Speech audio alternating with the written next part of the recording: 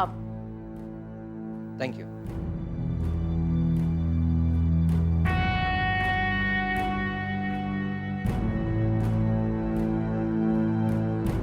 મારું નામ અવિનાશ છે અને પ્રદ્યુમનના મૃત્યુના કેસની તપાસ હું કરી રહ્યો છું. કોણ પ્રદ્યુમન? તમે કલ્પનાબેન? જી. વેલ, તમે પ્રદ્યુમન મહેતાને નથી ઓળખતા? પ્રદ્યુમન મહેતા. ઓ, એ પ્રદ્યુમનની વાત કરી રહ્યા છો તમે? જી. વેલ, પ્રદ્યુમન મહેતા અને મારા પતિ બિઝનેસ પાર્ટનર હતા. અમારે દૂરની ઓળખાણ હતી, પણ બસ એમના એ અકસ્માત પછી અમે ક્યારેય... એક જ મિનિટ હોલ્ડ કરજો પ્લીઝ. એકચ્યુઅલી હું અહીંયા તમારું સ્ટેટમેન્ટ લેવા આવ્યો છું. હા, તો તમે શું કહેતા હતા? જરા વિગતવાર સમજાવશો પ્લીઝ. મારું સ્ટેટમેન્ટ? વેલ, પ્રદ્યુમનના અકસ્માતના દિવસે તમે એમની સાથે હતા, રાઈટ? એટલે તમારું સ્ટેટમેન્ટ ખૂબ ઇમ્પોર્ટન્ટ છે. તો મને વિગતવાર સમજાવો, એ દિવસે શું થયું હતું? ચા પીશે?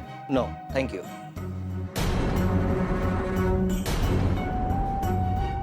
પ્રદ્યુમન અને મારા પતિ મિત્રો હતા, બિઝનેસ પાર્ટનર પણ હતા, અને બસ એ દિવસે અમે ત્રણે સાથે ફરવા ગયા હતા. તમે ત્રણ કેમ? આઈ મીન પ્રદ્યુમનની વાઈફ અંબિકા, એ તમારી સાથે કેમ નહોતી? વેલ, આ સવાલનો જવાબ તો અંબિકા જ આપી શકશે એના સ્ટેટમેન્ટમાં. અમે ફરવા માટે જ ગયા હતા. ત્યાંથી કુળદેવીના મંદિરે ગયા, ત્યાં અમે દર્શન કર્યા, અને ત્યાં એક નજીક હિલ સ્ટેશન છે, ત્યાં ગયા. આઈ મીન સોરી, બટ પૂછી શકું છું કે તમે ફરવા કેમ ગયા?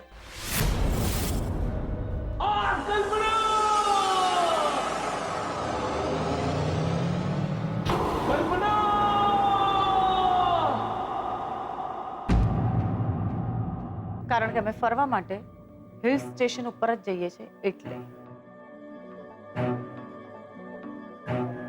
એ દિવસે પણ અમે હિલ સ્ટેશન ઉપર ફરવા જ ગયા હતા.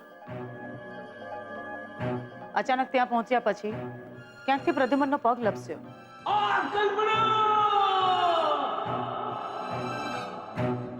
એના હાથમાં એક ભેખડ આવી ગઈ. વેલ, મેં અને મારા પતિ આઈ મીન કૈલાશ, અમે બંને ભેગા થઈને પ્રદ્યુમનને બચાવવાનો ખૂબ પ્રયત્ન કર્યો, પણ ન બચાવી શક્યા. એ નીચે ખાઈમાં પટકાઈ ગયો, અને આગળની વાત તમે જાણો છો. વેલ, ઓકે, હા, અમે જાણીએ છીએ. એકચ્યુઅલી આ પોલીસ ઇન્ક્વાયરી છે એટલે જરૂરી છે. આ તો ઠીક છે, એક એક્સિડન્ટ હતો. પહેલા એક ખૂનનો કેસ પણ હોઈ શકે. કોઈ કોઈને ધક્કો મારીને ખીણમાં ફેંકી દે અને એક્સિડન્ટ દેખાય. એવું લાગે કે માણસ નીચે પડી ગયો છે. કૈલાશ, તમારા પતિ દુબઈ ગયા છે. ઓકે, 2 દિવસ પછી આવી જશે. ઠીક છે. આ કેસ આ તો ખૂબ જૂનો એક્સિડન્ટનો કેસ છે. પ્રદ્યુમનની નિશાની પણ એમના ઘરવાળાએ ઓળખી છે.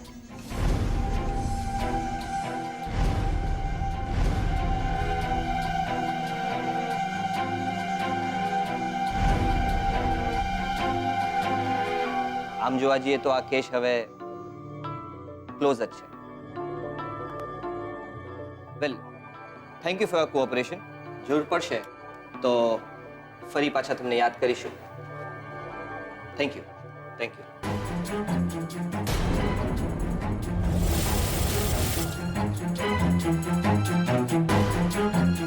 પ્રદ્યુમન મહેતા. ઓ, એ પ્રદ્યુમનની વાત કરી રહ્યા છો તમે?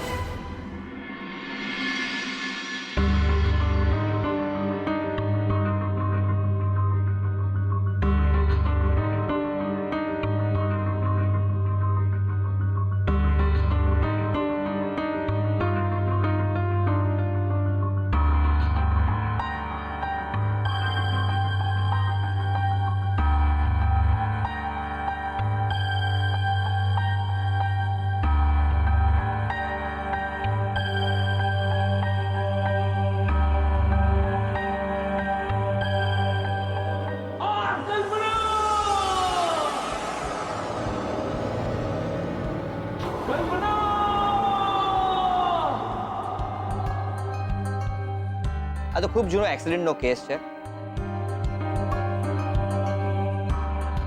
પ્રદ્યુમનની નિશાની પણ એમના ઘરવાળાએ ઓળખી છે.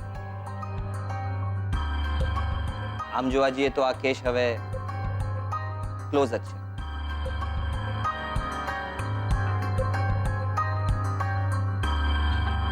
ભગવાન તારી આત્માને શાંતિ આપે.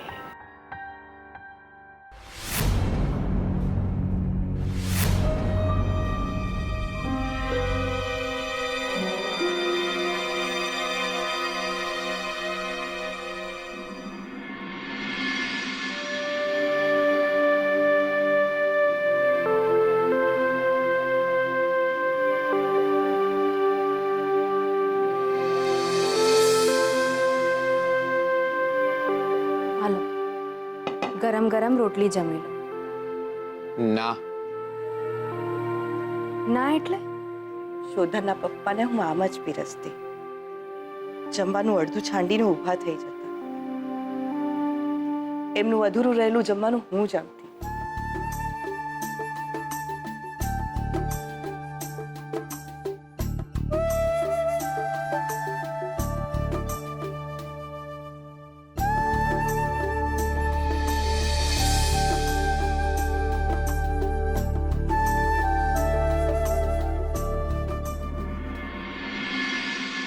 બેનબા, દવા. બેનબા, આવતીકાલે આપણે ડાક્ટર પાસે જવાનું છે. યાદ છે ને, દર મહિને આપણે પેલું શું કહેવાય, ચેકઅપ માટે જઈએ છીએ. હા, બેસ.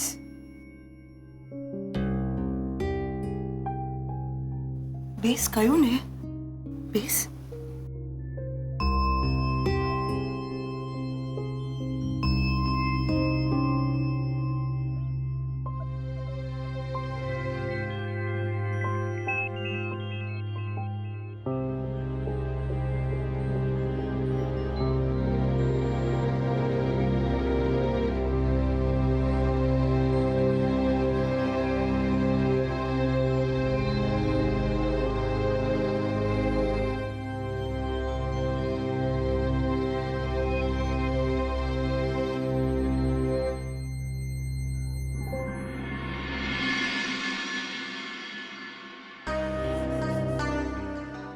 હું પરણીને આવીને ત્યારના આ કડા છે. આ કડા મને મમ્મીજીએ આપ્યા હતા. મેં વિચાર્યું હતું કે મારા શોધનની વહુ આવશે ને ત્યારે હું આ વાલનો વારસો એને આપીશ. લે લે આ સંબંધો ભલે તૂટી ગયા હોય, પરંપરા જળવાય તો સારું છે.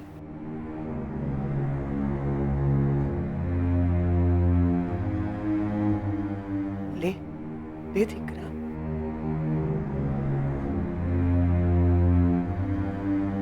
લે. બેનબા,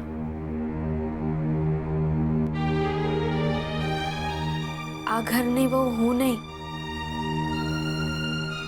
આ ઘરના વહુ શ્રુતિબેન. હા, પણ મારે મન પહેલી તું.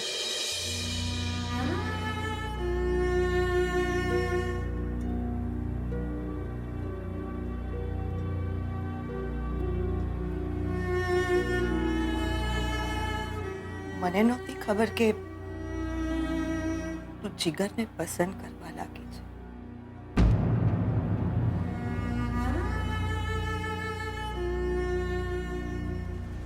એક કોળો વેચીને ખાવાના સંબંધ થઈ ગયા છે તમારા.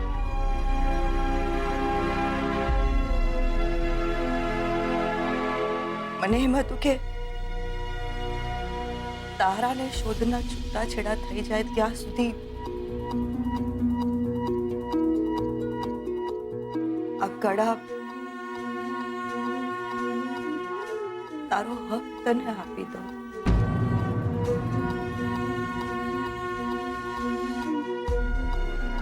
પછી કદાચ તારો હક મારી જવાબદારી રે કે ના રે.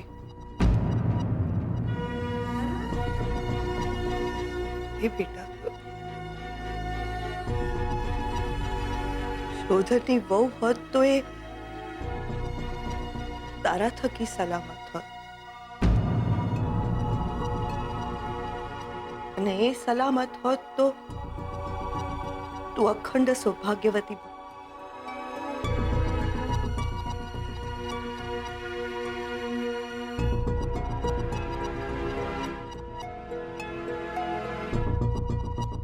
તું મારા શોધનના ભાગ્યમાં નથી, તો પણ હું તને એ જ આશીર્વાદ આપીશ, અખંડ સૌભાગ્યવતી ભવ.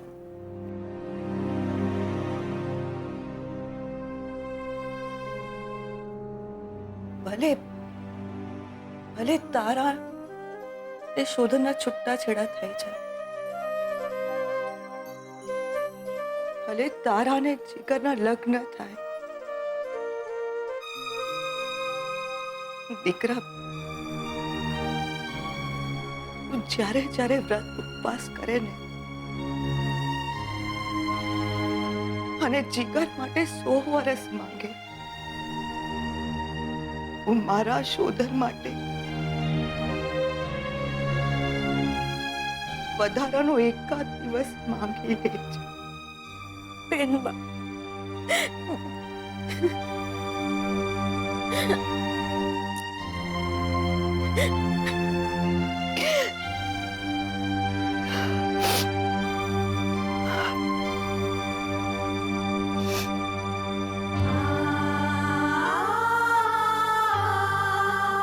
બેનબા,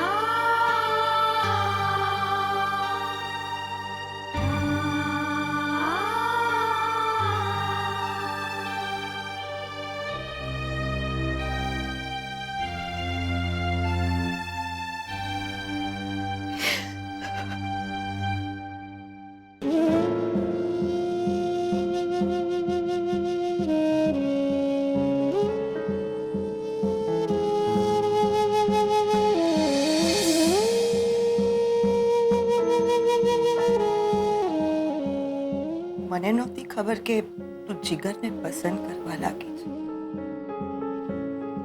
એક કોળિયો વેચીને ખાવાના સંબંધ થઈ ગયા છે તમારા. મને એમ હતું કે તારાને શોધના છૂટા છેડા થઈ જાય ત્યાં સુધી આ કડા તારો હક તને આપી દઉં. પછી કદાચ તારો હક મારી જવાબદારી રે કે ના રે.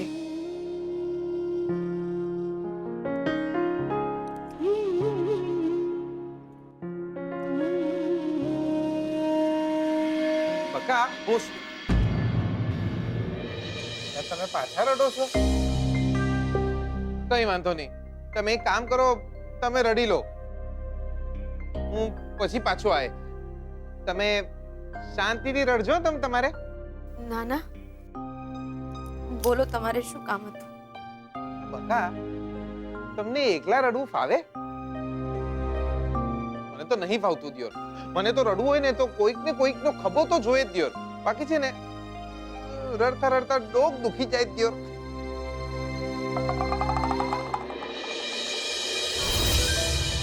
હાઈ લા, બંગડીઓ લે, નવી નવી બંગડીઓ. ક્યા બાત હે બકા, લાયા લાયા જોરદાર. ખોટા લગન માટે સાચી બંગડીઓ. વાહ. અરે નાના, આ કડા મારા નથી, આ બેનબાએ મને આપ્યા છે. લે માસી આલી છે? લે માસી બી ને લાય બાકી જોરદાર. લે તમને બંગડી વાલી.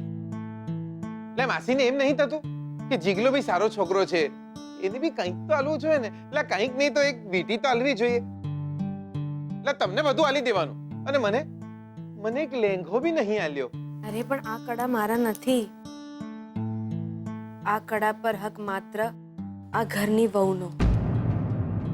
આ કડા પર હક માત્ર શ્રુતિબેનનો. ઓ પછી બકા આના ઉપર કોનો હક?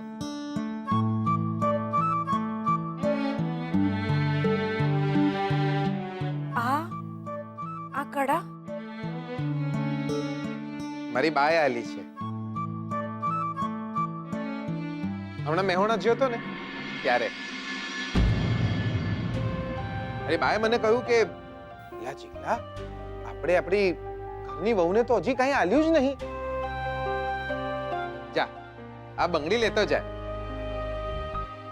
અને પોતાના હાથે આપણા ઘરની વહુને પહેરાવજે.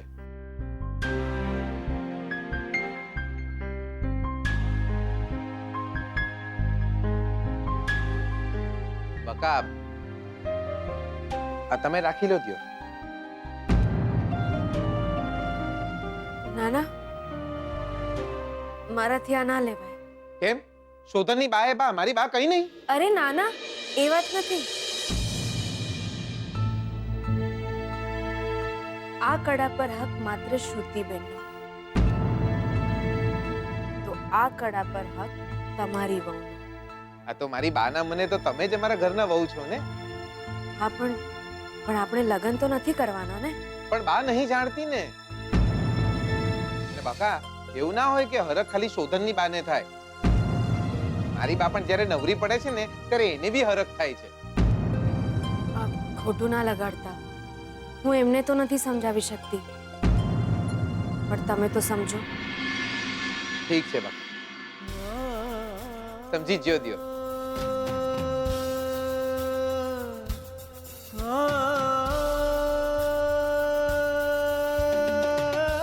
પણ બકા આ બંગડીઓ રાખી લ્યો ને દ્યો. અમે આ બંગડી મારે શું કામ ની દ્યો?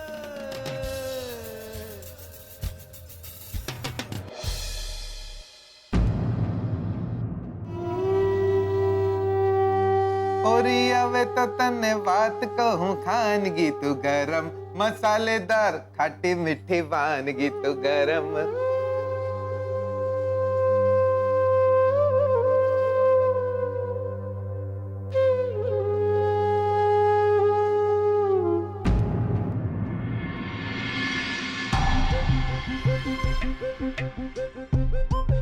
તમે ત્રણ કેમ?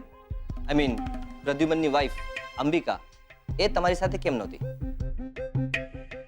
આ તો ઠીક છે, એક્સિડન્ટ હતો, પણ આ ખૂનનો કેસ પણ હોઈ શકે.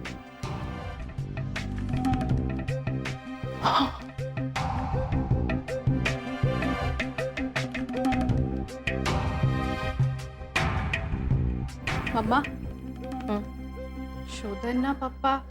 કંકોત્રી પસંદ કરી દે. પણ મમ્મા, શોધનના પપ્પાનો એક્સિડન્ટ થયો ત્યારે શ્રુતિ,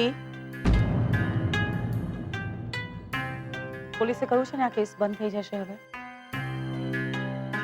તો હવે તારે શું જાણવું છે? શ્રુતિ, જે થવાનું હતું એ થઈ ગયું. હવે તારે આ બધામાં પડવાની જરૂર નથી.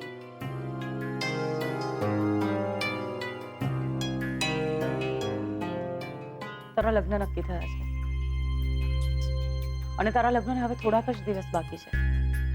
લગ્નની તૈયારીમાં ધ્યાન આપજો, ઠીક છે? હા મમ્મા.